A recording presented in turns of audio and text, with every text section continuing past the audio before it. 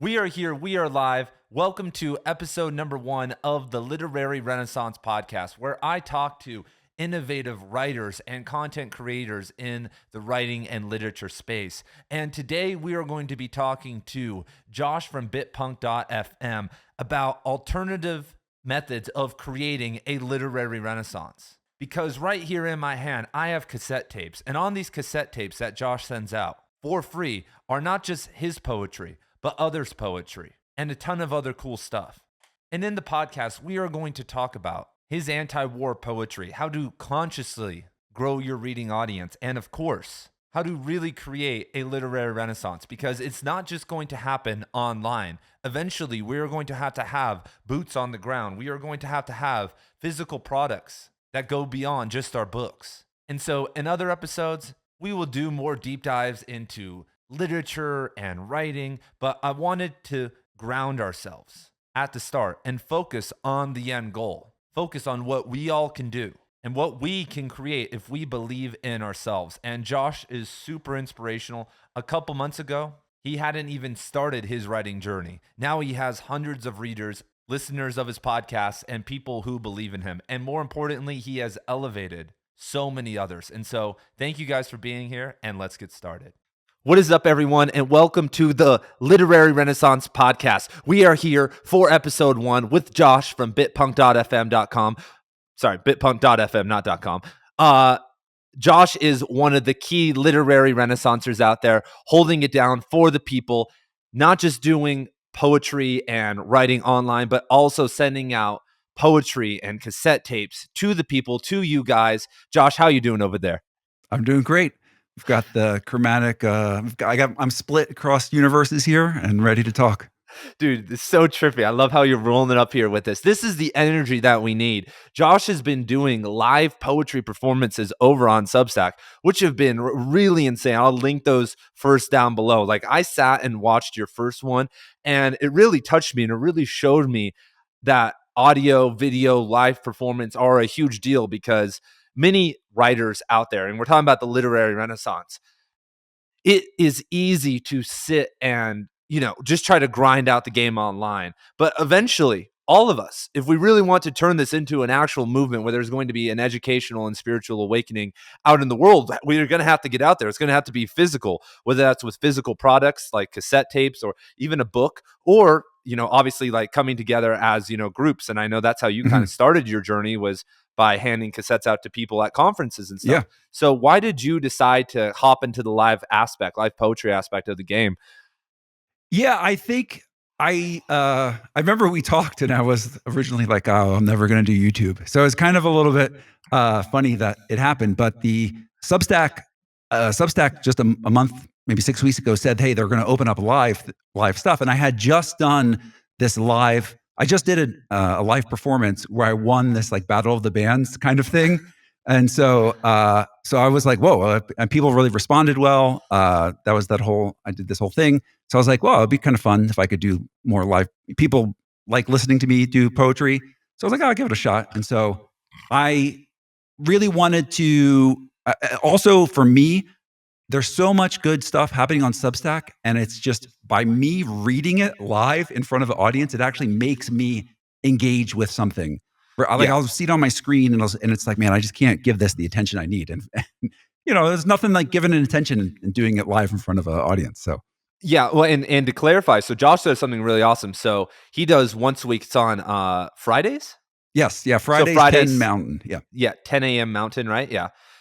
Josh reads some of the best poetry that's being posted on Substack and gives these great live performances. But then also, what I'll link that too. But then also, what I was just referring to was a 30-minute or so, 20-minute, 25-minute live performance of Josh's kind of catalog of poems with dramatic elements, sound effects, video manipulation, just like the entire thing. And like, I remember you sent me your like set list, and like I was just kind of watching the curtain, not to like open the curtain, but like just looking like looking at the organization, looking at the time spent, like this is what it takes. Like this is to put something together. It's not,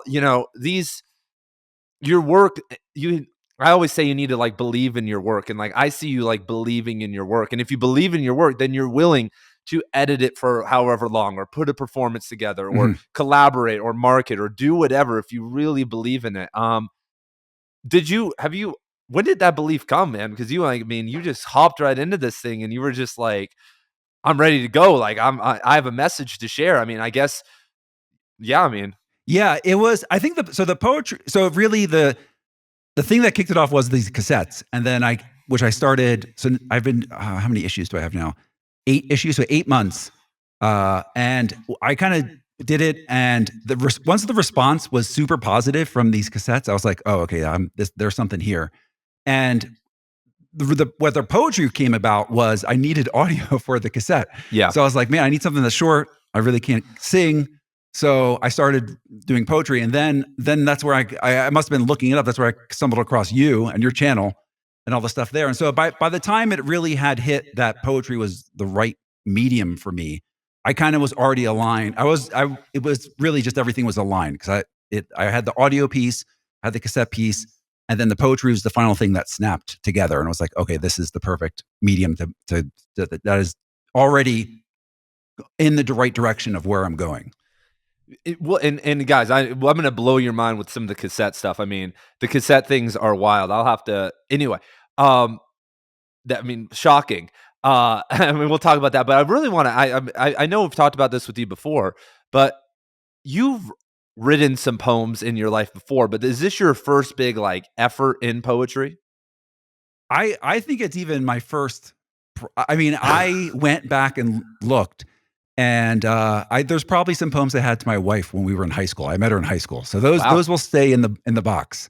Because I was looking for old cassettes actually, and I found a bunch from back then. So those, but yeah, this was really it. And I think I really wasn't, even with poetry, I wasn't really super into, to be honest. If you asked me a year ago, I'd have been like, yeah, poetry, there's some, but the thing that clicked for me was the fact, and you talk about a lot, is that it's destroys the rational.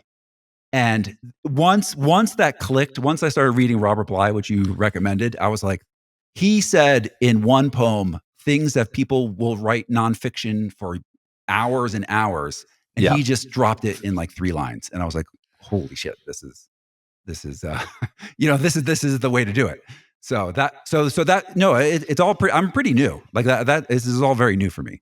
And so this, guys, I want you guys to think about this. I want you guys to go look at Josh's Substack, as he's been posting mostly daily poems since October or so when he got in the game. And, love him or hate him, you are going to look at some of Josh's poems and be like, wow, there's some good stuff here. Like I was reading some and preparing for this interview, and some shocking stuff in there, like your haiku, man, Infinite Scroll, like one of the best haikus and concepts I've ever read. And so I think people a lot of the time think that they need to be some master. They need to be Robert Bly or, Rumi or whoever to get into the game of poetry or fiction. But if you are showing up and you have a vision and you have a purpose and you have something to say, that's kind of something important. Like you have a lot to say, as we'll probably get into a little bit later. A lot of your concepts, anti-war concepts, a lot of stuff coming from the heart. If you have that, then it's actually not that hard to get into art. It's not that hard to change, like, because you don't need to be the greatest versifier of all time. You just need to, there are moments, I'm sure, like I see it in your work, where you're flying, you're soaring, it's all working, and then everything comes together. And it's like, how's that felt for the first time? I mean, because I know you've done other artistic mediums, the trumpet and other things. Coming from a fellow Yeah, trumpet player, we should I tune know. up I right now. heard. We should Yeah, go. Our families are sleeping, so we'll have to hold that one back. But yeah. That's the reason. That's the reason. Yeah. we would just be total nerds. Unfortunately, pick the most extroverted instrument out there. Like, Yeah. not, you Yeah. can't silently play it. You can, but Yes. Yes. Yeah. I think there is.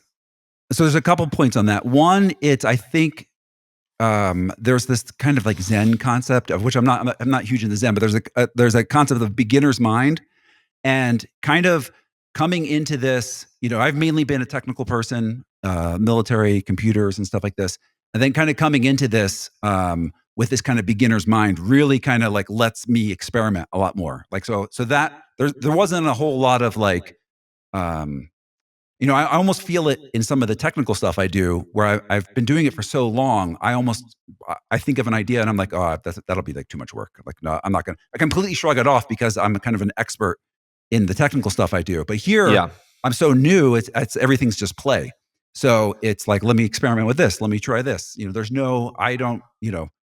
It's all just kind of experimenting, and so that really I think lowers the kind of like inhibition to be like, I'm like starting at ground zero. So, and then once the second thing is the first time I saw people respond, Yeah. either like that was just I mean, if you talk about a dopamine addiction, but I'd never had that before. I'd never, Yeah. someone like was like read a poem that I did and responded with a comment in a way where I knew that they had read it and understood what I was getting at and like reflected that back on me. That completely just blew me away. Yeah. And that's like my new main mantra. Like, it's harder not to be read than it is to be read, to have people Mm, support you. Like, it's been crazy having you.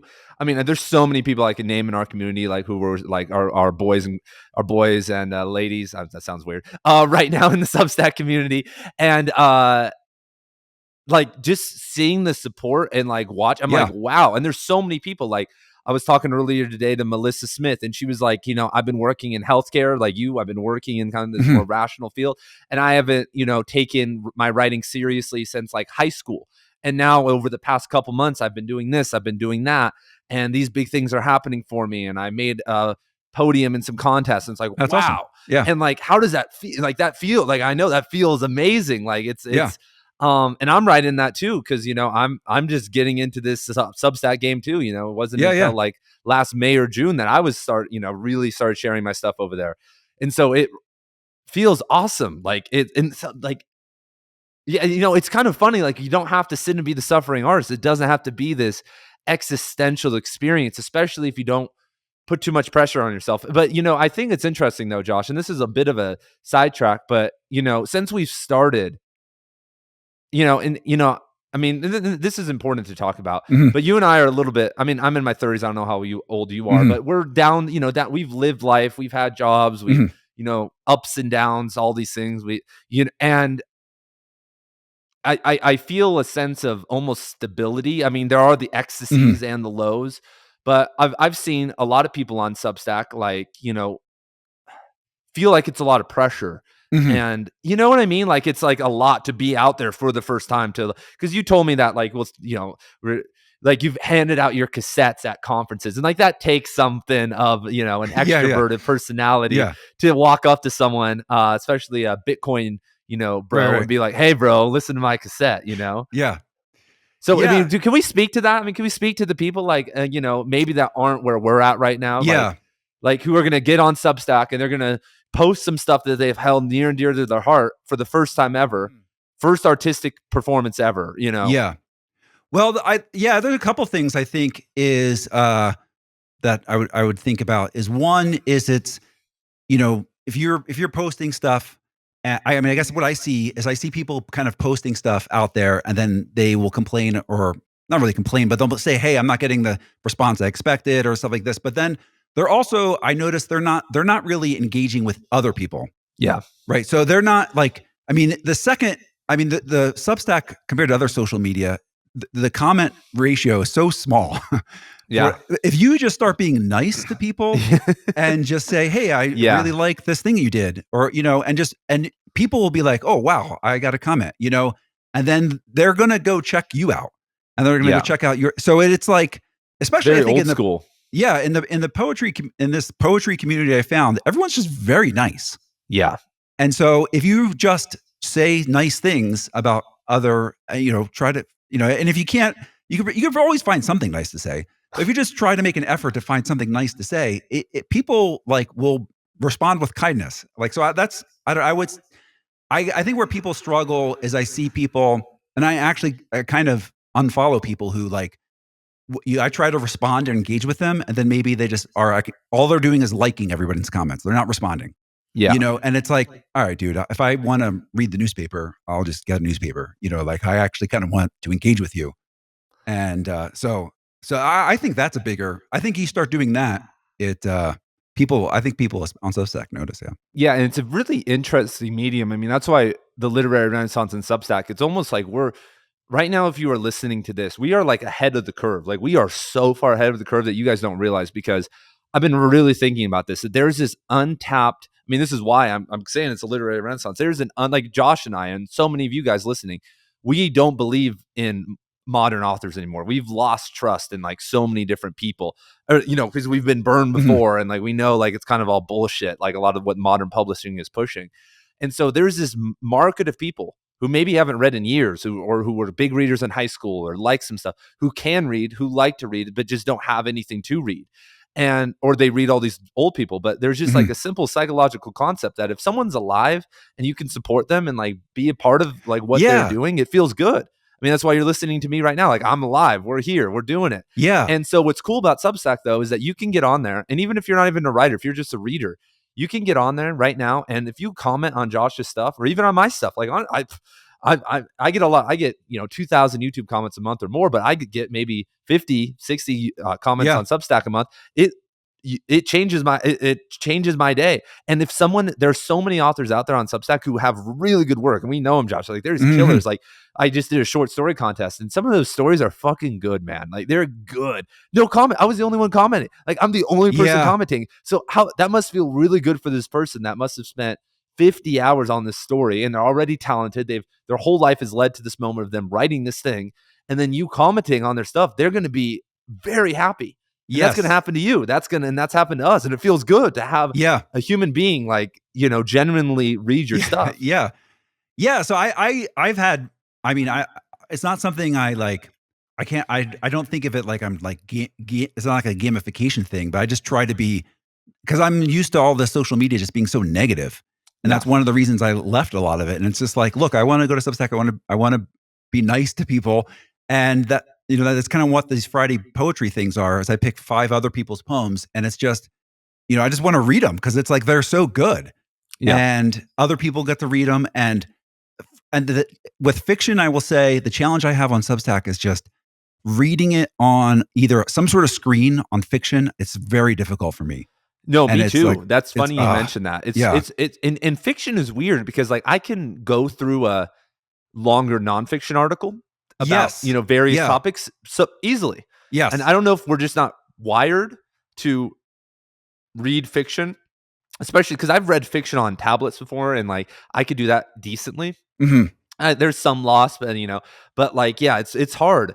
And just really quick, I want to say this. Funny enough that you mentioned this. So Josh does these live Friday performances, and 3 months ago or so, my wife gave birth, and she's a poet on Substack, and she's been going through the motions of being a new mother, like having to basically Mhm. dedicate all of her time, all of her energy to taking care of our baby and like doing, and I'm helping and stuff, but she's Yeah, doing yeah. it, and Josh read one of her poems, and she obviously didn't realize. And I was watching live, and I'm calling her, and I'm at my job, and I'm like, dude, he's reading your poem, and she was jumping up and down and screaming, he's Oh, reading my yeah. poem, oh my god, like the Yeah. happiest I've seen her in, Oh, wow. Yeah. Thank you. just Yeah. ecstatic, Yeah. like because validation, like just Yeah. like it's like it feels.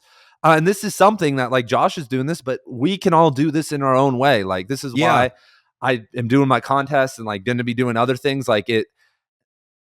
And this is the root of like a lot of this is just like building each other up. Like we can build each other up, and like because then when we get big enough, when you get big enough, like which Josh is going to, like all of you, all of you guys listening, you're going to get there when the haters do come, when the Yeah, yeah. negativity is there, Right, when right. people are like bit punk, the Right, hell, right. analog's dead, like when they Yeah, start yeah. saying all that, then it's not going to feel like anything because you already have this whole cast of people and positive reinforcement around you. Yeah.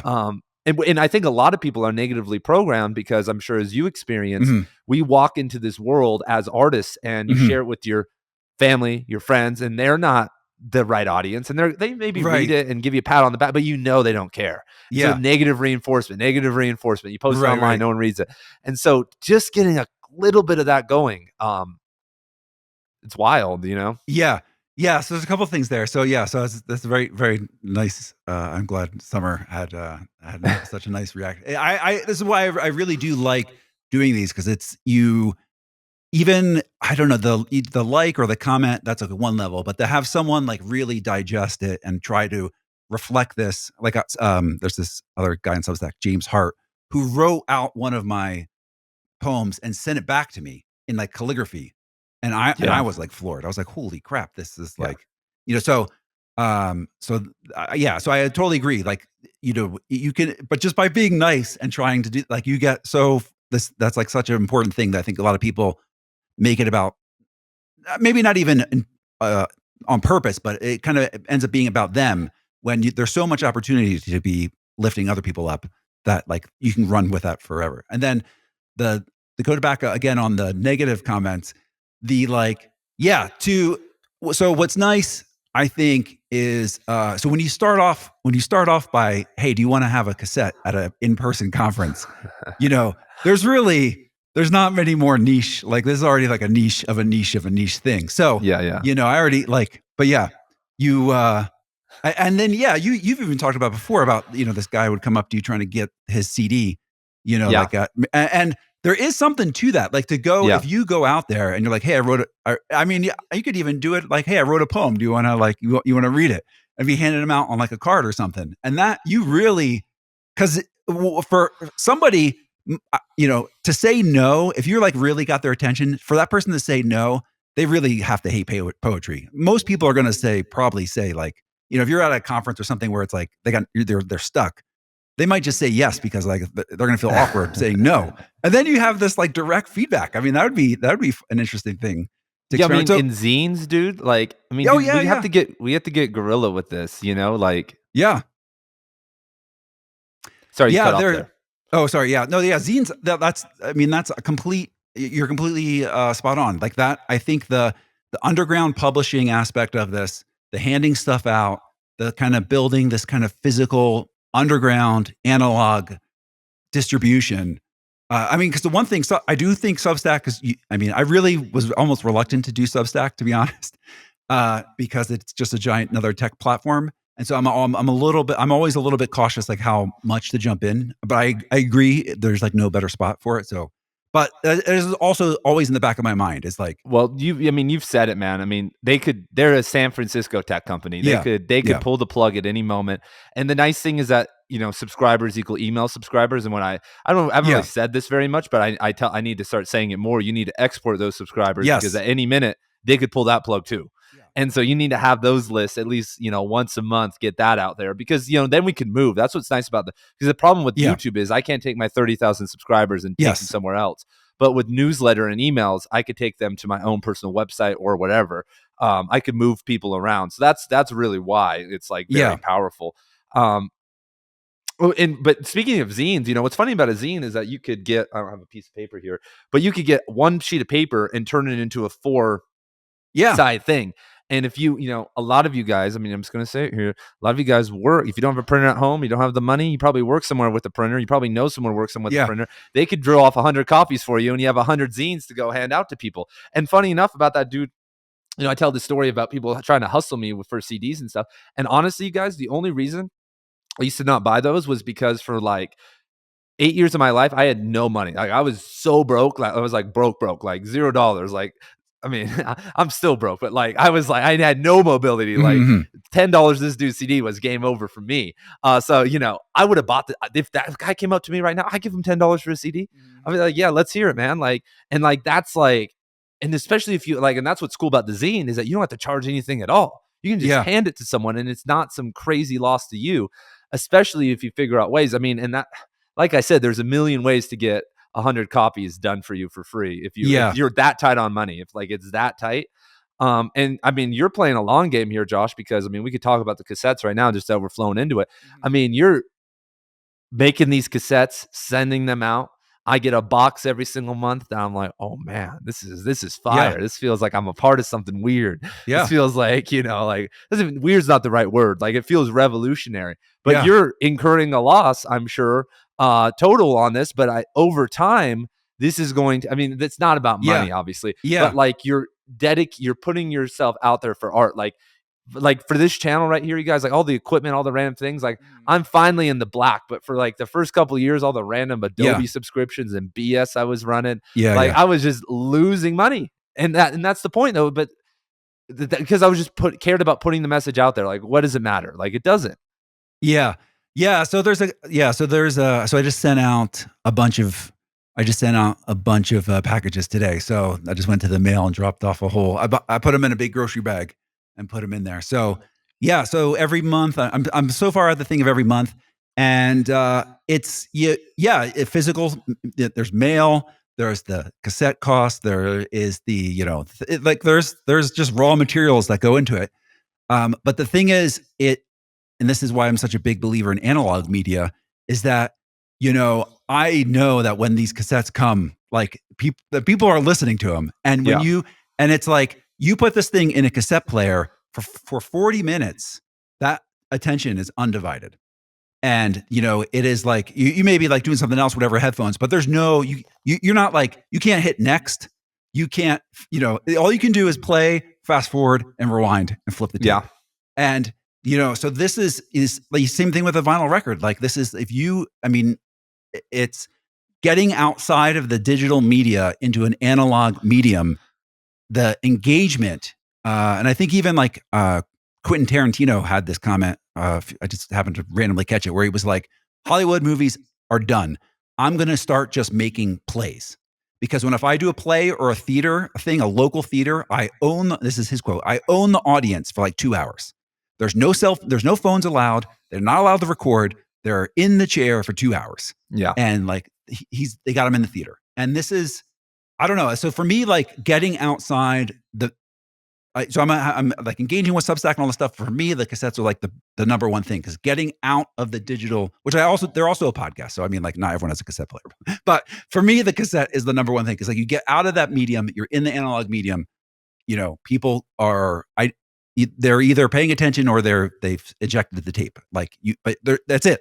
You can't like, you can't swipe to go to another song. It's there.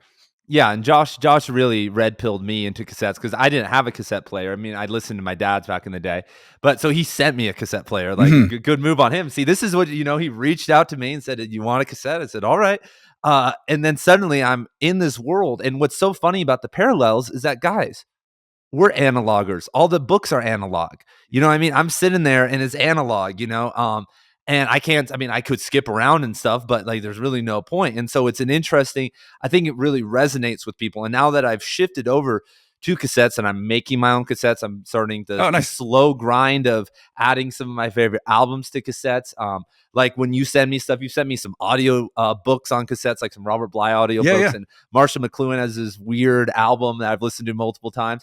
But like, for instance, like tomorrow I'm going to, I have to go into town because I live outside of town, and drive, an hour total to go pick up diapers and stuff. And I'm not going to listen to the radio, or I don't even have a phone, but I'm going to put on the cassette player, and like, and there's going to be I'm going to listen to Josh or some music. And yeah, like you said, it's a really amazing experience that, and it's just the act of engaging, the act of even just leaning into it. You don't have to, we're not asking, look at us right now. We're not asking you to go full analog here. But it's an act of, awareness. It's, as Josh was saying earlier, of Zen, of some form of restoration. So yeah, I mean, let's really fast talk about this. So bitpunk.fm, if you guys go there, I mean, if you go to the website, you can hear a digital version of your podcast, which encompasses many different things. You perform poetry, you talk about Marshall McLuhan, you talk about, I could say tech stuff or specific stuff related to the tech world. I mean, give us a description. I mean, you do a better job than I do. Yeah, I really wanted it to be the experience I wanted is you listen to this and be like, what did I listen to? Like that's really, I try to do something like that every time. And I kind of called it like a lo-fi analog cypherpunk. And so cypherpunk, to kind of, cause I'm kind of involved with some of the like crypto anarchy stuff. It's really just supposed to be like analog kind of like technical skills. So there's a lot of talking about radio, because I think radio is one of like these OG kind of mediums that you can communicate peer to peer, like around the world in some spaces. But yeah, so there's some of the things I talk about there. I talk a lot about like audio, some technical audio about how like analog audio encryption worked. So how kind of like you could encrypt messages and do secret things, but like in an analog way. So there's yeah, so those are there's only like one tech thing, and then usually it is open. I try to open it up to the community. So there's a lot of people who contribute either their music or their poetry, and then I mix them in. And all of this is not only so it's not only a tape, but and this is going to get a little. I'll get a little geeky for 1 second, but it's using a form of podcasting that's called value for value. So I can actually put people's if you contribute music and if you have a Bitcoin address essentially, and if people pay you with a real-time payment, you'll get paid. So it has it's a big, there's kind of, I'm involved in this community of kind of like artists and musicians that are trying to like reinvent the music. I think everyone says they're doing that, but yeah, so they're experimenting with these kind of things. And so the digital version kind of experiments with this, but yeah, this is kind of like the idea. Yeah, no, I mean, that makes total sense. I mean, you do really crazy stuff sometimes. Like, what was that thing where like I downloaded something and then the sound came through and then the sound was Yeah. So I did a couple sound experiments, and so I was interested in how you can transmit data over sound. yeah. And so this is for maybe not even your age, but my age. There was these modems. You'd have to dial up into the internet. You would kind of hear this sound. So there are apps you can download where it would just go, and it would actually transmit a URL. And so Yeah. these actually how payment processing used to work in India, like before QR codes, is people would just be like buying stuff and you would just hear, Yeah, yeah. so that's, and the other thing was how to send an image over audio. Yep. And you basically send this fax and you just watch it kind of like come in a line by line and you see a whole image download.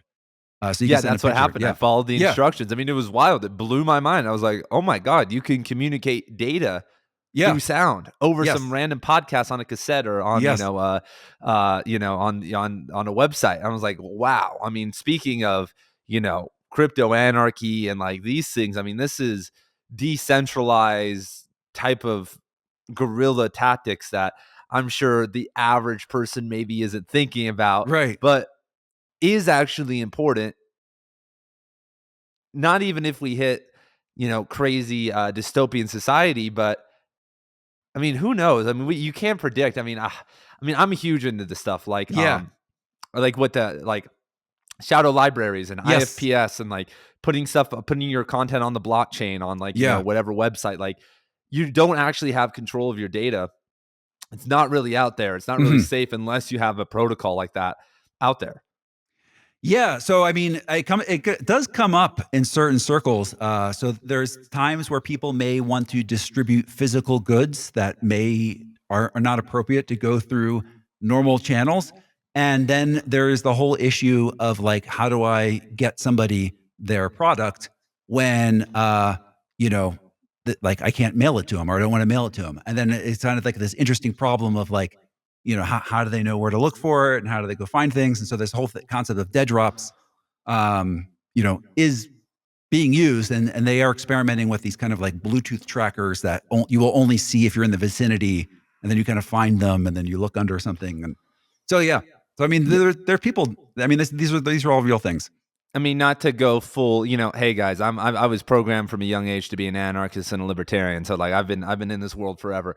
I know a lot of people, a lot of influencers, especially in that space, who have never paid taxes before and make six figures a year. Like, we've been programmed to think that you have to do X, Y, and Z, and you have to set up your account and do this. And I do that, but there are those OGs out there, and there are the things that you can do, and there are channels to take, and a whole world out there. And if we're talking about information and revolutionary information, depending on the time and who's in power or what's Mhm. going on or the messaging, or if I mean, who knows? I mean, all we Mhm. should be versed in all this and understand at least. I mean, yeah, I mean, it's not that hard. I mean, that's something that a lot of people, I mean, that's what's interesting about Substack too, that it one of the reasons it works is that I mean, I'm not a fan. I'm not some crazy fan of Substack either because I'm a WordPresser. I've run multiple Yeah. websites for Mhm. years and built my own websites over there, and like, um, even tried stuff without WordPress and like, from the Mhm. scratch and like, just doing SEO and getting content out there and all this stuff. But I've tried to get so many people into that, but they just can't get over the hump. Yeah. And so like, what sucks about Substack, I mean, so what's nice about Substack is that the tech retardation that's kind of out there, Yeah. it's easy to get into it. It's not Mhm. hard. It's so easy that they don't even let you format your own stuff. Like Josh Yeah. has been on a crusade to like, Yeah. finding bugs and formatting, Yeah. creatively on Substack. But it's true. I mean, you can't format your own site, which is insane. Yeah. Which Yeah. I guess And for some people, what's funny about the WordPress days, I'm sure you remember in like the mhm. mid 2000s during the Renaissance, there were some terrible looking websites, man. There was some really good information Yeah. on some of the dumbest looking websites I've ever come across. Yes. Well, yeah, so I mean, that's what I mean, I think you know, the comment that people when I was talking about this on Substack, people were like, "Don't you remember MySpace and how horrible that was? Like, do you wanna go back to that?" And it's like, but everything was like, unique. You got unique people that have unique things, and it's like, "All right, this dude's like really into." I don't know. Like the first website I ever did had some sort of crazy, like it auto played some music back when that was still allowed. Yeah, yeah. And I would just constantly hit refresh, like, oh, I'm listening to this MIDI file of this song I really like. So it's yeah. Well, it's interesting stuff too for writing. So like, I got really into this because like I was trying to write, so like for instance, like Substack, so there's like a certain ideal character length for Oh like yeah. people to read online, and Substack doesn't fall into that. And Mhm. I can't manipulate how much, how many characters are per line. Unless I guess I manually put it in anyway, like a poetry Yeah. setting and Yeah. like, literally changed my entire 5,000 word blog post into that. But things like that, I'm like, wow. But it's this kind of uniformity. And I wonder what Substacks uh, play with that is they just trying to lull people into a trance while they're on there? I don't know. I mean, yeah, you only have like 5 font options and they don't even tell you the font. They just say the style. So it's like you don't it's like I've seen I don't know, people have like reverse engineered what font it is, but yeah, on the poetry one, I mean, I know what I do is I format every poem so when I do the preview, it shows up looking nice on the mobile. So Yeah. all of my if you look on a desktop, like the spacing are really I can't remember what the mobile character width is, but like on a mo I don't like, if you look on a phone on poetry that is formatted for, like, greater than 40 characters, it looks like trash.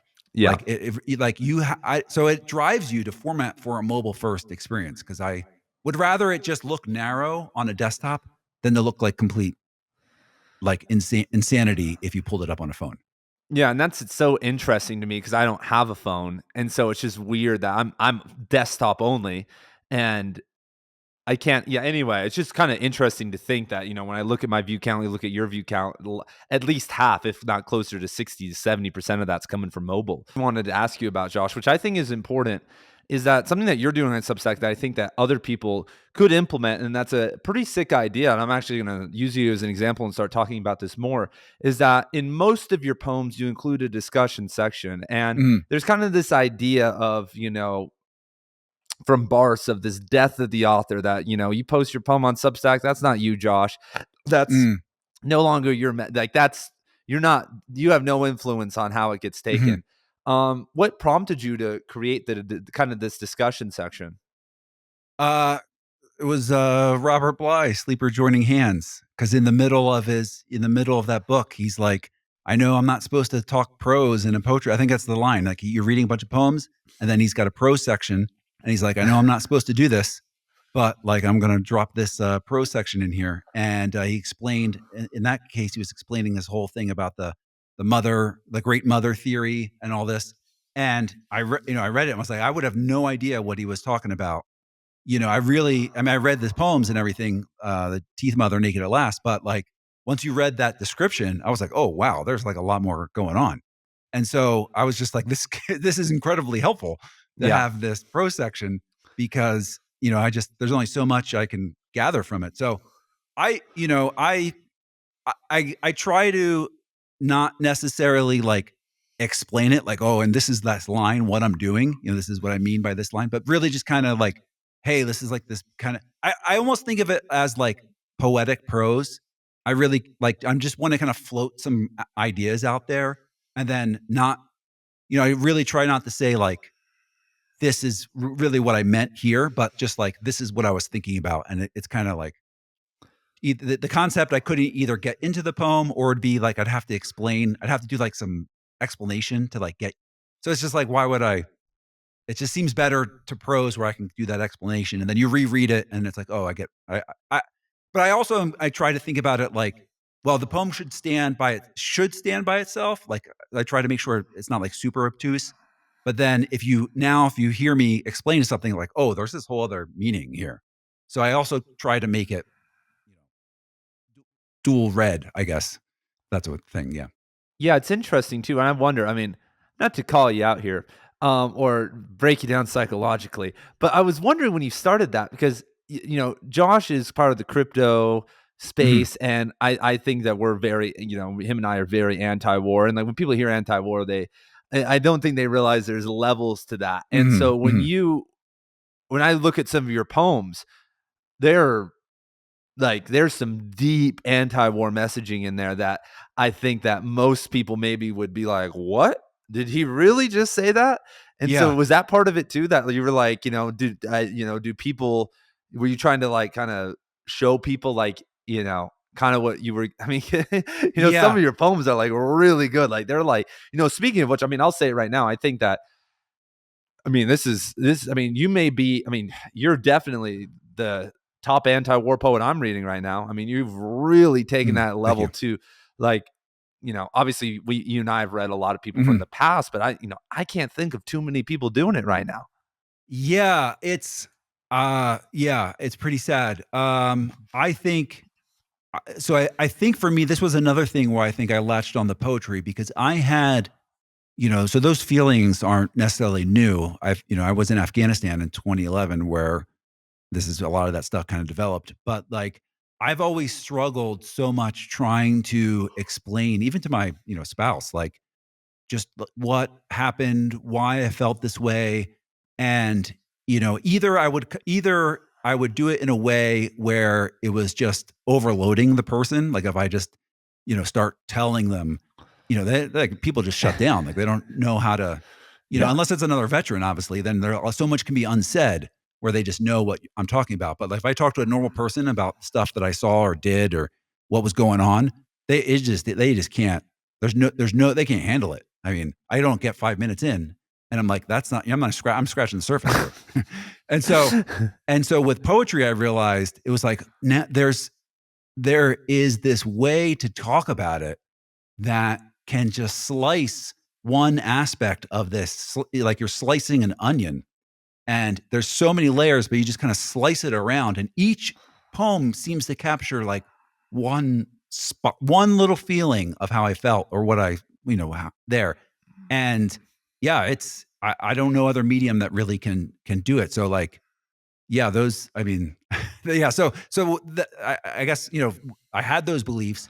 I went kind of deep on the anti-war stuff in a rational sense, like people like Scott Horton and these kind of guys who, I kind of like agree with ideologically, but it's just kind of like every day, these guys are, I mean, Scott's like prolific, but like, you know, and I've met him and, I got his book signed and everything, but like, he's dropping fact after fact after fact. And like, Yeah. even Robert, like again, the teeth mother naked at last, he's like, president lies, whatever, like Yeah, he's just like, yeah. this is it, like, how many more facts do you need? So yeah, so that's where that, so yeah, so through poetry, particularly the anti-war stuff, I felt like it's really a really good outlet for it. But it is a little bit sad. And so Robert Bly had a similar background. He was a veteran as well for just a little bit. But then I'm doing these translations of this Slovak poet, Havizislav, who did these 32 sonnets in World War One, and they were like censored. So he wrote them in 1914, completely censored. And so I'm really trying to like look back at these old anti-war poets to be like, all right, what are these guys? Because World War One, everyone was, let's go kill each other. And what did he like? What was he doing? Like, how did he feel about this? And so, kind of looking at these anti-war poets in the past, kind of that give me the courage to do it. Because eventually, what will happen is we're going to go to another war, Yeah. and everyone's going to be like, "Yeah, let's do it. That's a great idea. Like, what could go wrong?" And sadly, I think this is the course we're on. Yeah, it's funny you mentioned that. I mean, shout out Scott Horton, antiwar.com. But Yeah. what's funny about him and that whole scene, and this is why I resonate with you so much, Josh, is that when I met you, I was like, dude, what this movement needs, we don't need more logic and more Yeah. facts. Scott Horton can sit here and tell us this and that, and we can go on and on. And like you said, he's posting content every single day. It's not going to go anywhere. It's like, you know what I mean? We feel like Mhm. we're making progress, but we're just heading for another war. People need to Mhm. actually feel it and understand it artistically, because we've never, for whatever reason, the hippie movement and all that didn't break through. It didn't get through to people that, like, the Yeah. military industrial complex, like, I don't know if that was CIA programming and like Mhm. all that. Most of that was most likely, programmed. The anti-war Mhm. was, not their own thought, but someone else's Yeah. thought, unfortunately. So, Yeah, it's I was talking about the scary thing to think about is that, if I was doing this on September 12th, 2001, I'd be like one of the most hated people. yeah, At the end of the day, no one really likes anti-war. And this is why I think another reason I want to go look at these historical anti-war poets is because they're all pretty upfront. Like Robert Bly said, he got death threats after he did his anti-war Vietnam posts. The Slovak poet I'm translating, if they would have published it, they said they would have gone to jail. Like, they censored it till after the war. Meanwhile, the pro-war poems were published in newspapers. So it's like nobody, you know, I mean, no one really like. It's insane. I don't. I. It is insane. And it's an insane thing to think about that people would do a death threat to Robert Bly. He's saying not to kill people, and here's someone calling in trying to kill this guy, telling people not to. I don't know. It's crazy. Yeah, it's you're right. insane. It's insane. It's a death cult. Yeah. Yeah. So it's it really, and this is where I think Marshall McLuhan. This is where I really like Marshall McLuhan's kind of take on this. Because I was originally like, what does he have to do about war? Like what is he? And it's like he really talks about war as an identity crisis. He's talking about people go to war when their identity is challenged. And once I saw that, I was like, oh my God, this is, you go back and you look, because I was in the military when Iraq and everything happened, but I've gone back and watched some of these videos with Bush and everything. And I'm just like, whoa, this is it. This is American identity is challenged by the 3,000 people that were killed in 9/11, but we don't the 30,000 veterans who committed suicide, and it's just it's insane. Like, you can't the logic will get you to an eye for an eye. That's the Yep. logical response. And you can't respond. I can't even engage in a logic. Anyone starts talking about especially with Ukraine or Gaza, and they start going back into history. I can't. I will just give him a poem because I cannot engage with the logical, rational aspect anymore. Yeah, it's a lot. Did you read that George Trackle I sent you? Yes. Yeah. I Did you haven't see read that all of them, last but poem? He committed suicide. Did you yeah. see some of that stuff? Yeah. That's some, and everyone should go check out the bloody sonnets that Josh is putting out right now, which are also anti-war, Mhm. poems from World War I, translations and Mhm. stuff. Really good stuff. But Trackle, man, did you see some of those poems, bro? Yeah. I saw the lot. Oh my God. They're The intent. poems of silence. You're like, oh Yeah. my So God. yeah, you can't, I mean, it's World War One poetry I'm finding to be super fascinating because you have guys like this. And then, I did this one, I kind of collaborated with the zine, the Substack zine, actually, Some Flux. And I was comparing this poem that I wrote with this very famous World War One poem that was about Flanders Fields, written by this Canadian it's about poppies in Flanders Fields. But basically, that poem started this whole Remembrance Day movement, and this is why people wear poppies outside the United States, as largely because of this poem. And in this poem, which is aesthetically beautiful, but it says, you know, take up our quarrel with the foe. It's calling for the remembrance to continue fighting.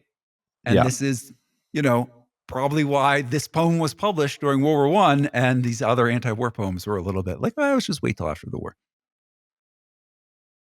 Yeah.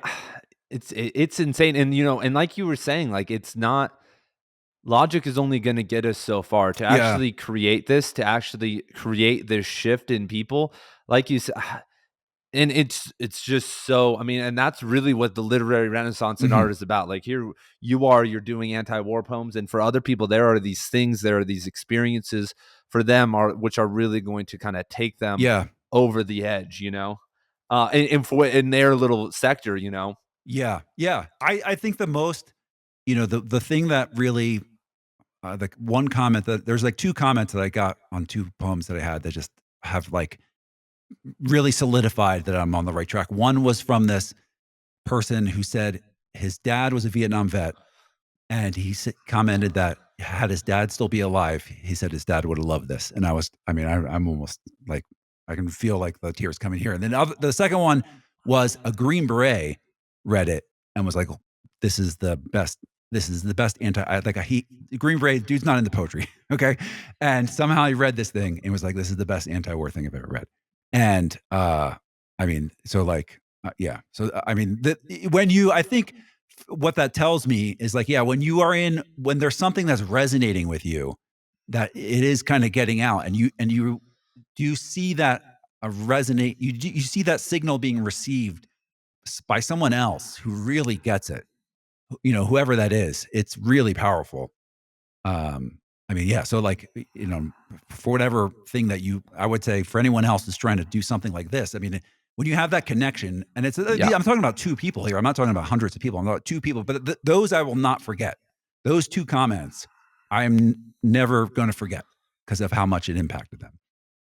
Yeah, it's there's a certain weight behind care and about, and that's just something that I've been contemplating and really trying to think about people, and it's just and it feels like that's where writing went wrong, because we're in a kind of a new game. Even though there have been Mhm, novelists, a lot of times it's been aristocratic people, or it's been very niche. And mhm, now there's millions, tens of millions, if not hundreds of millions of people who identify as writers. And mhm, it's like, what are you writing for? And like, not to moralize and proselytize and do all this stuff, but it could be anything. Like mhm, Robert Bly, it's about it's radical plainness of nature.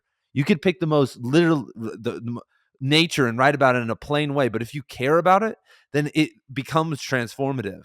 And mhm, I sometimes just wonder, like when I read stuff and I'm like, do you really care? Like, can you care about some of these topics? Like, is it, and I don't want to be an elitist. I don't want to say, hey, don't mhm, write this stuff or don't do that. But it's just kind of like, you know what I mean? Like you're hit the ground running because you care about what you're writing mhm, about, and you don't just write anti-war poems. You write all different types of poems. mhm, But it's these things that you care about and like you're connected to. It's very very interesting to see kind of the divide. And then mhm. there's people who are just trying to find whatever they can to write about. Yeah, yeah. Well, yeah. So thank you for that. I think, so yeah, so I'm in like my mid 40s, right? So for me, I think, um, definitely, and I've done stuff in the military. I've done stuff like there's like some, I think you've talked about before, like people have, a lot of famous writers have been like, maybe you should like wait a little bit, Yeah. and I don't want to say, I don't know, I can kind of see where they're coming from, to a degree. I don't. There's a lot of 20-year-old kind of writers out there doing great stuff too. So I don't necessarily think that's like a complete thing, but like, there is something to, yeah, if you've done some crazy things and then you're like, I guess that what's not writing, I think it also is interesting in that you can kind of like pick it up later. Like it's not like some things, like if you want to become a doctor, you're looking at like a 20-year. You got to go to school for like. There's some stuff you got to do. You can't just like decide when you're 40 to pick it up because you won't be licensed until you're 60. You Yeah. know, so there's just some things that age works well with, and timelines, and so yeah. Yeah, and that's what's awesome about writing is that, and it really just depends. Yeah, it just really Yeah, and each level has different problems. Like I said, I've seen a lot of younger writers struggle with that pressure that, Mhm. they're not mature enough to maybe they have the creativity, the drive, and these things, but then being in this world, dealing with it, I mean, we don't have to name names, obviously, but I know some of the younger guys on Substack. Substack shows like what people have liked and commented on. Mhm. There's some guys I'm like, dude, there's on Substack. There's always like the girls who are like, where are all the poets at? Or like doing, and then see those random posts. Yeah, And then yeah. I know some writers, the guys who I know are talented. Like I swear, every single time I see one of those posts, they're commenting, they're flirting. I'm Yeah, like, yeah. I'm Well, laughing. I'm like, oh my god, that's what I would be doing maybe if I was 19 on Substack. yeah, You know what I mean? Like, so it's like there's different pitfalls. But then yeah. maybe you and I, we have families, we're locked in our little worlds, and we're not, out with Brett, seeing the world and like doing these things that, so there's different levels. And then yeah, Yeah. it's just funny to see.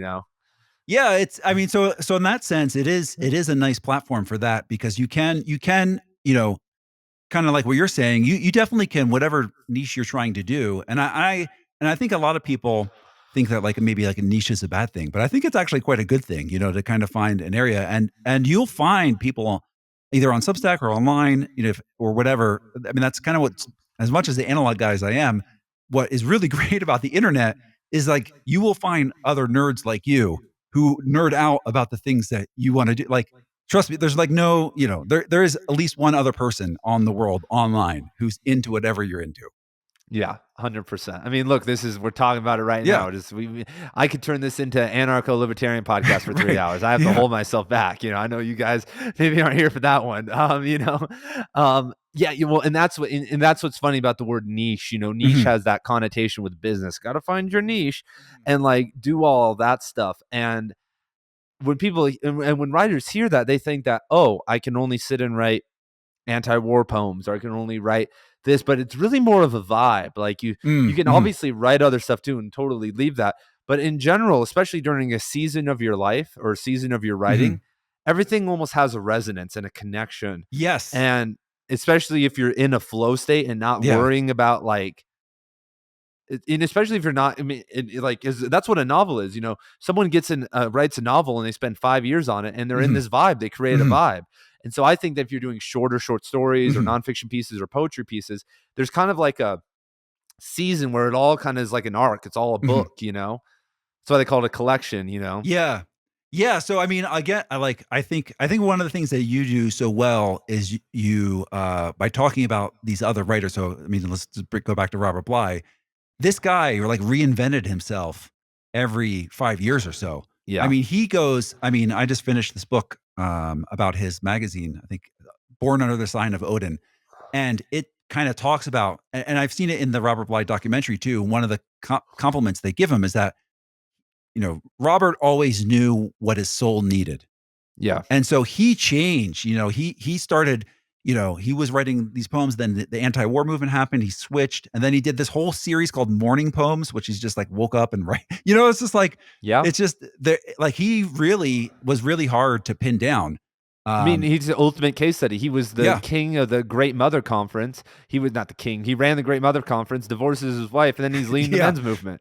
It's the other side of the aisle. And Yeah. you're like, wait. And like that's it, but that's life. Like that's if you think about, if you're a growth oriented person, and then the Mhm. same's true with your writing, which I think a lot of people get bogged down, and that's something about writing. And somewhat I think one of the pitfalls of success, that if you find some success, then you think you have to Yes. keep doing the same thing and the Yeah. same thing. But it's the same with musicians. If you look at a lot of great musicians, they people get mad when their style changes, and maybe there's a buffer point, but if they're actually dedicated and actually not just like doing, heroin or like slacking off, eventually they reach a peak of a whole other sound. Yeah. And it might take a couple of years because it's new to them, but you and I have heard plenty of musicians who've done that. And so I think writers, we're always so far behind and so in our heads, and it's such a Yeah. weird so writing's so weird because we have no one to ground us a lot of the time. Like if Mm. you're a professional writer, you have these editors. Mhm. On Mhm. Substack, you have some commenters. Mhm. But with the band, producers, engineers, your Yeah. bandmates, listeners, like all these different people that like help you. And same with the movie, like all the other mediums. Like Yeah. it's a very social experience. But, That writing is can interesting. get a little Yeah. bit weird, Yeah, because it's a little yeah, so it's like well, it goes back to I think there's a couple things there. One, it goes back the way to kind of do that, I think, or to get that feedback is to kind of do these more public things, Yeah. right? If you what musicians have at a concert is they've got the immediate response, Yeah. and whether it's good or bad, like it is, they get the feedback very, very quickly. And yeah, I mean, this is like another basically, I think in every any kind of like business thing or whatever is like you really want feedback fast.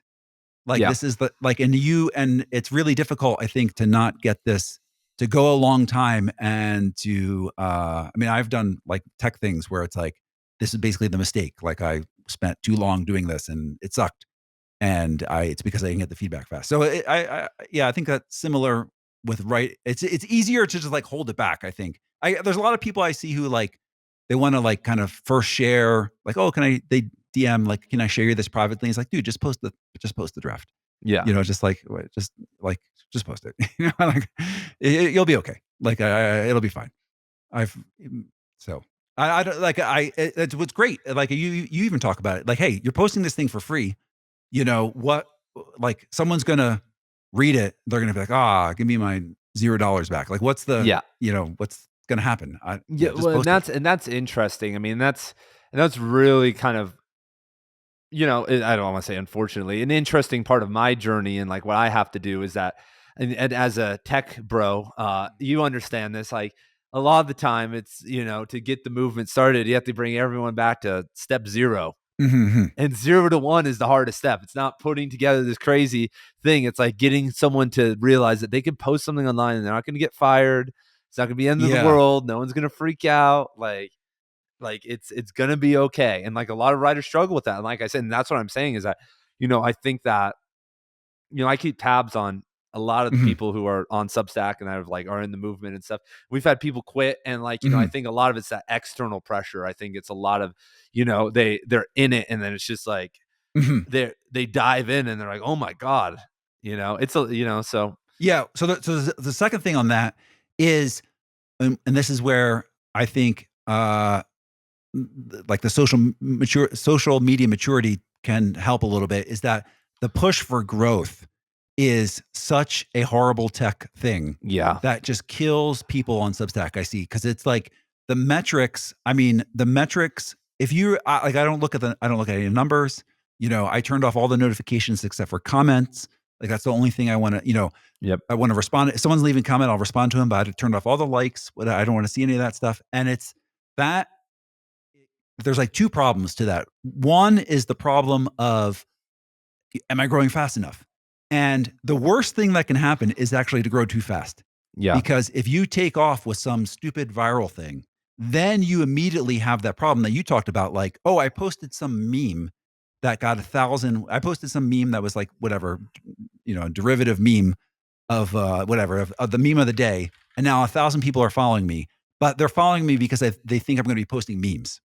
Yeah. And the second you start doing anything else, followers are gonna shed, and you're gonna be like, I'm losing followers, which like you shouldn't, like you chase the wrong thing to begin with. Yeah. Um, that's one. So that's like the growing too fast problem. And I think you really just the slow growth is really, and you were mentioning before, that kind of building this like network. I don't like I see people who have lots of subscribers and they can no longer comment and engage with the audience. You reach a point. I mean, so if you play this out and you're like, well, I want you want to get all these subscribers and so you can have this thing. But if you have so many people commenting at some point, then I think the question comes up, well, what did you do this for? Are you Yeah. doing this just to get paid so that you can write? And then because now you don't even have any time to engage with anybody, or are you trying so you really have to kind of think about like what is the goal here? And if the goal, I don't know. For me, I'm just trying to I actually kind of want to engage with people. Kind of like I'm super the slow growth thing. I think is the only way to do it. Because by the fact I'm shipping out cassettes, like it can only go so fast. I can only buy so many. There is a natural. It's almost like a natural. clipping of the wings because, yeah, otherwise I've seen Never it. say never, man. What if I mean, It could, yeah, how it I could. mean, would you accept an offer? Like, let's say, like, like, or what if I was like, "Hey, Josh, let's do the right I'll get you 500 people to get a we'll do the right conscious tape." Like, I mean, how are you ready? I mean, that's an interesting thing. Like you just said, that's interesting because like it's all very crazy. Because like right now, I could say that, or someone who's Yeah, bigger than me could just come up and be like, "Yo, I want to do a bit punk collaboration cassette tape." And then yeah. suddenly, what if you got 1,000 postcards? Yeah, yeah. Well, so then I just buy 1,000 tapes, So like, so Yeah, this is yeah. so it's kind of like the grow afterwards mentality. Like I think, I don't, so I don't even sell them. I Yeah. like it's a complete like I'm just giving these away. So you know You send a postcard to Josh and he sends you a exactly. cassette, you guys. Like that's all you do. Yeah, that's it. If you want to hear this, I mean, I'll plug this. I'm going to do a nice intro that you've already heard. Yeah. But, all you do is send this guy a postcard. That's it. And so I mean, it's like, but it is such I mean, that postcard is such a barrier. It is such like, yeah, you Yeah. imagine like, I got to go out and find a postcard. Like people have complained, Josh, I can't find them. I don't know where to get them. I mean, it is like asking to climb a mountain for some people to go get this postcard. So like, it's like already, I'm like, this is it. This is the way you get it. You do this postcard. And yeah, so I don't know, like it's so yeah, so to me I want to give them away. Like I would probably I think there's going to be a natural thing. Like I don't know if it gets. I mean, there is going to be a point where I'll be like underwater with all these cassettes, but I don't know. So Maybe far, not. Well, that's but an yeah, interesting thing about this though, is that I don't think so. By the time you reach that point, you're going to have people supporting you though, and like I think so. helping you. Yeah, Like at that point, you're yeah. going to get people. Interestingly enough, man, there's so much to talk about what you just said there. I'm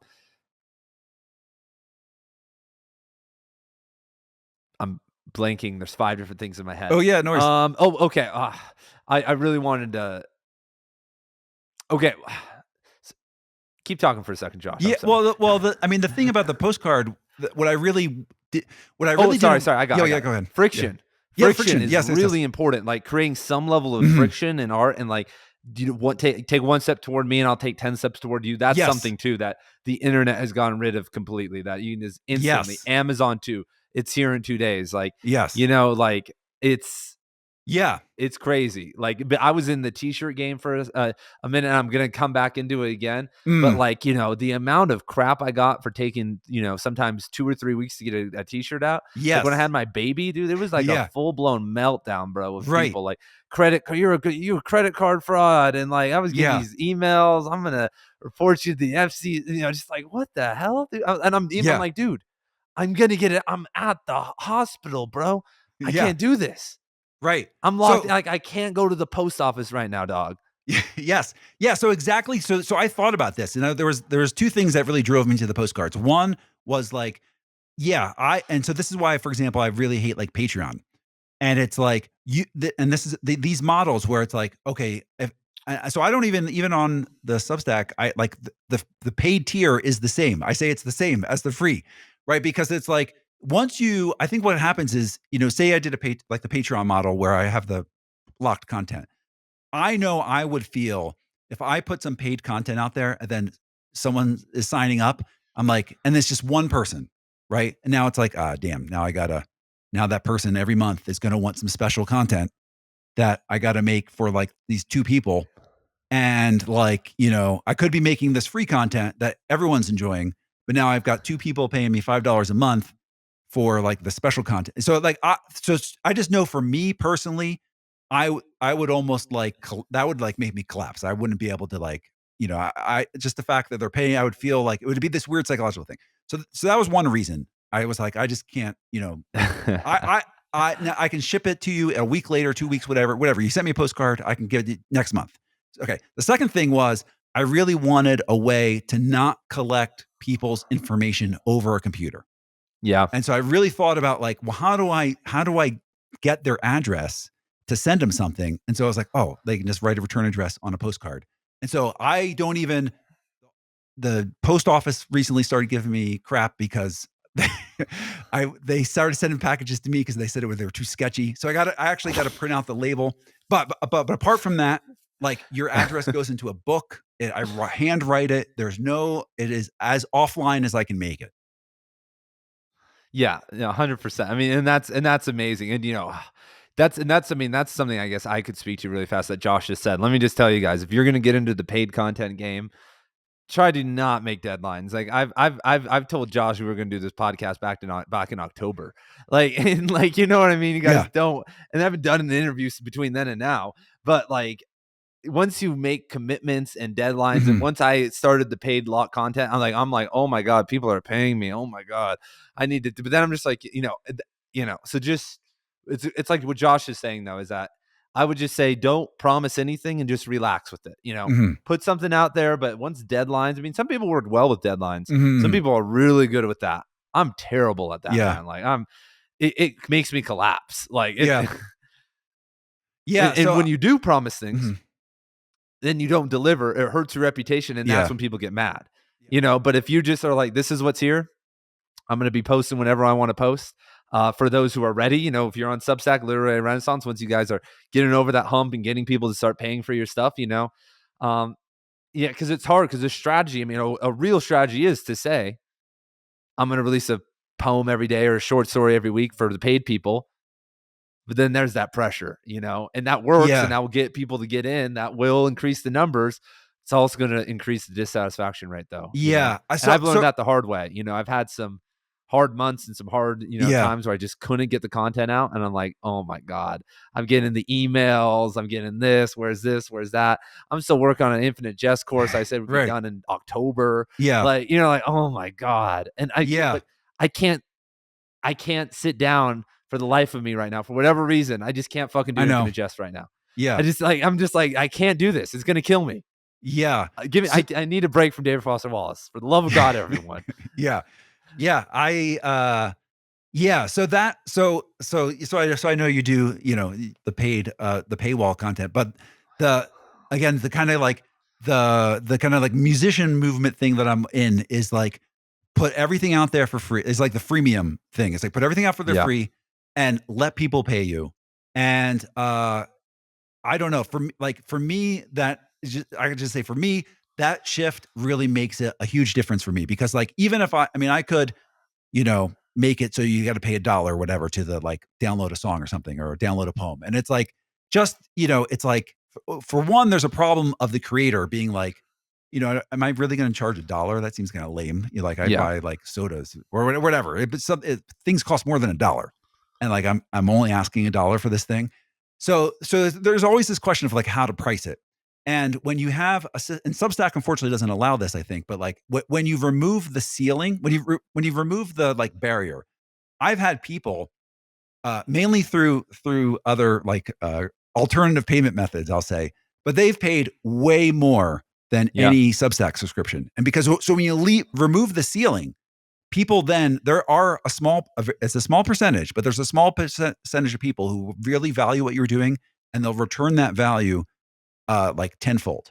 And 100%. And the other thing I would say, which gets lost a lot in outside of that thing, is that when we talk about value for value, we're usually talking about in three things. So there's like, we say time, talent, and treasure. And treasure is like the monetary aspect, but the time and talent are not as understood as well. It's like, if you have someone out there who is like engaging with your stuff and helping spread that word, that if you were to pay an advertiser or SEO, that is ridiculous amount of like, that's actually super valuable. And the other one is like someone responding back to you with like a collaboration or something with their talent.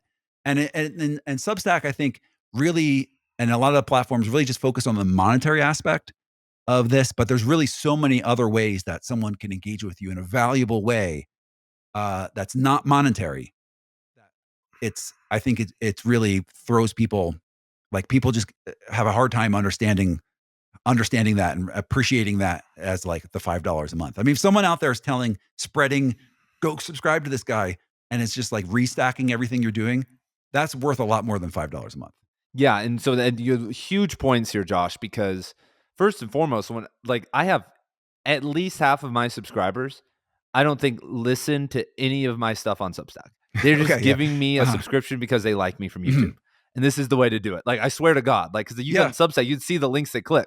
Like, there's so many, and I know they know that they're paying me because, like, they send me a message occasionally, but they're not listening to anything I say.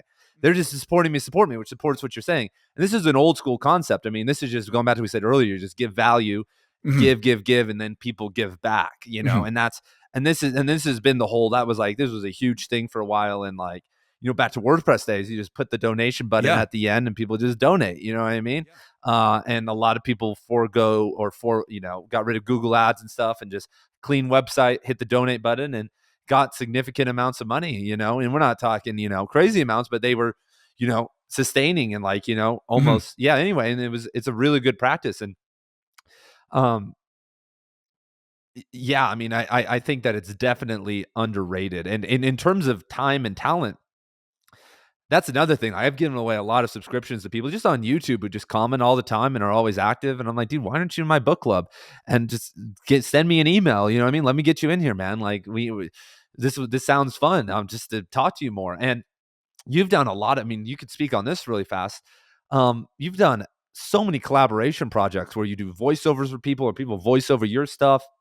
There's been um, you've done like musical soundscape poems where Yeah. it's like three different people working on it. Like, like that stuff is, and some of the work I'm sure you've put in for people or people have put in for you. I mean, if you charge professionally for that, I mean, it's more than $5 a month. Yeah, exactly. So that's, I mean, I'm not a huge believer in IP rights. Yeah. I think that's one thing to kind of get like I feel like a lot of people get very you know, they get very like almost like, hey, can you sign this non-disclosure agreement kind of attitude to something, and it's like, Have you you know, gotten that before?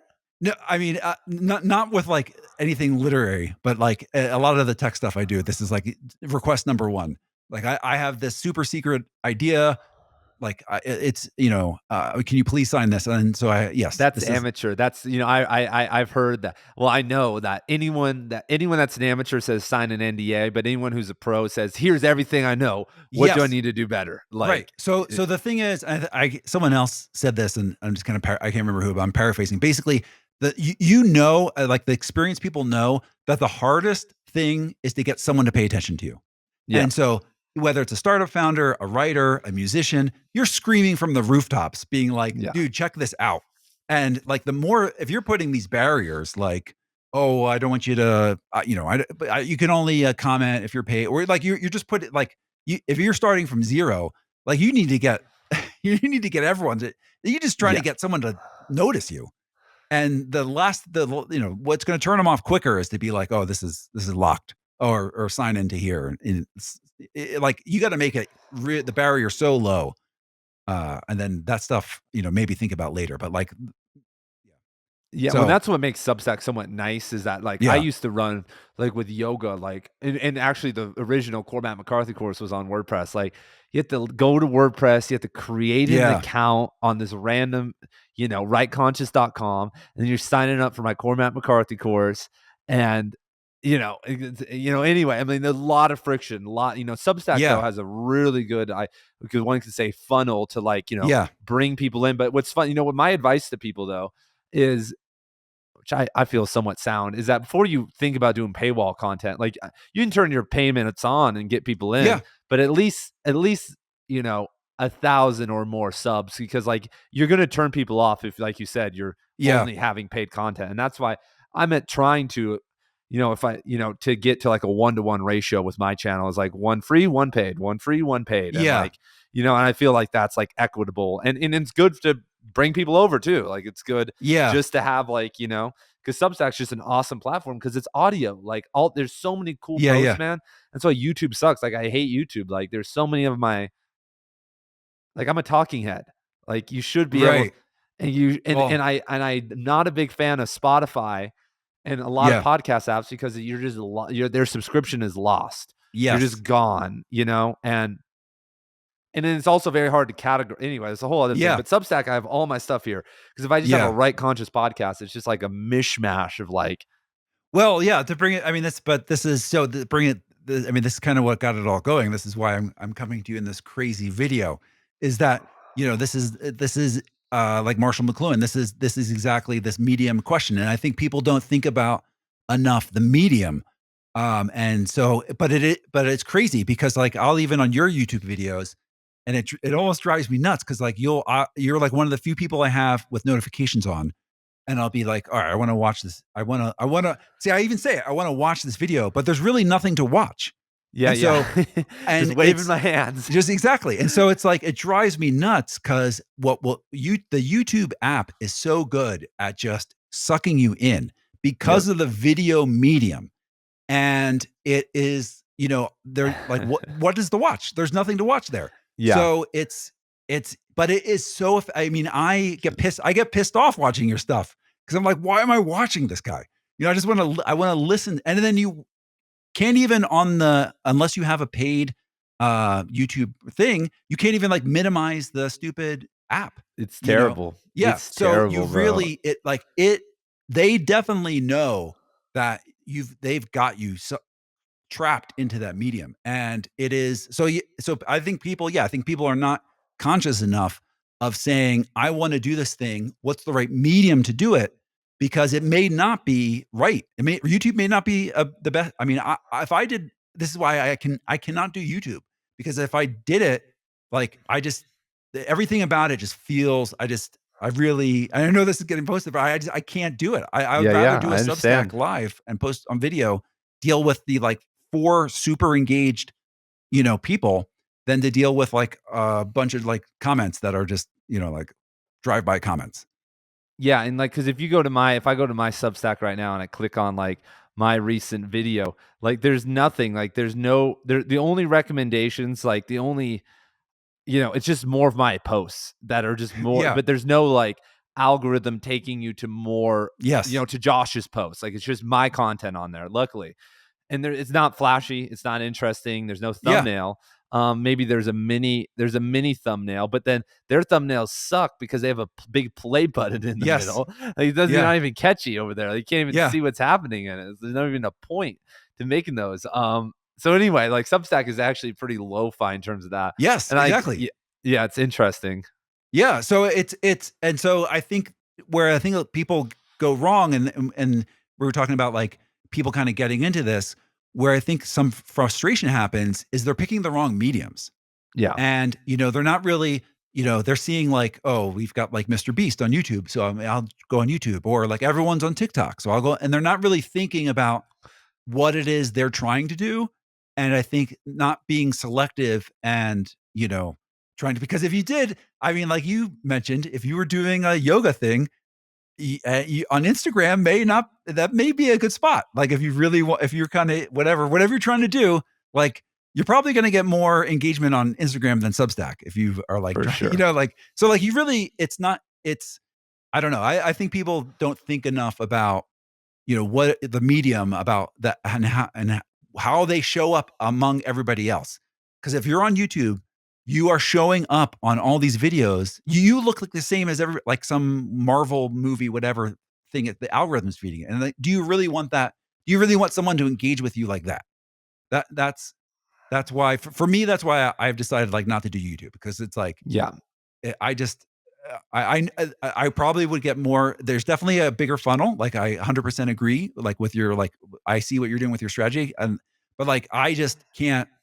I I have such a love hate with YouTube that I couldn't do it as a content creator there. What's interesting too is I've put so much, work and effort into YouTube, but since May, when I mean, like I said, I had some very minimal stuff on Substack until May. Mhm. Just some, Cormac McCarthy stuff. Uh, not many subscribers, a couple hundred. Then I just ramped up the Substack. I could, in terms of just generating power, like if I could pick an audience right now, if I could pick a platform and an audience right now, it's 5,000 on Substack or 30,000 on YouTube. Mhm. If I had to pick an audience and I was like, okay, if I want to sell books or like reach people, like my Substack audience, those 5,000 are more powerful.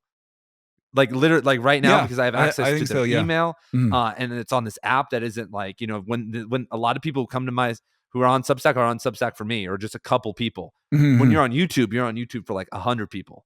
You know, Yeah. you have all these different people you want to be on there for. So my Substack audience, in terms of just everything, I mean, every single thing on the board is more powerful than my entire YouTube audience and all my other social medias combined, which says a lot, you know, and Yeah. says, and that's why I'm really going to start. I mean, that's why I'm doubling down. So I'm telling people to get over here, because like that blew my mind. I'm like, dude, this is crazy. Yeah, it's I mean, yeah, for writing, I mean, I like I said, I'm pretty new, but like just from what I've seen on Substack, just the creative fiction and the poetry, like I don't know if any other social media thing is even close to the kind of like baseline, you know, like I've never seen. I guess I'll put it this, even on like on Twitter or anything back before when it was still Twitter. Like there is really not this kind of like level of like literary. Like can't be dropping like Pynchon references on Twitter, but you know, and get this kind of engagement as I think in Well, Substack and has. that's So, what's great about Substack Notes. I mean, that's a whole other thing. yeah, But yeah, how about this? How about this, Josh?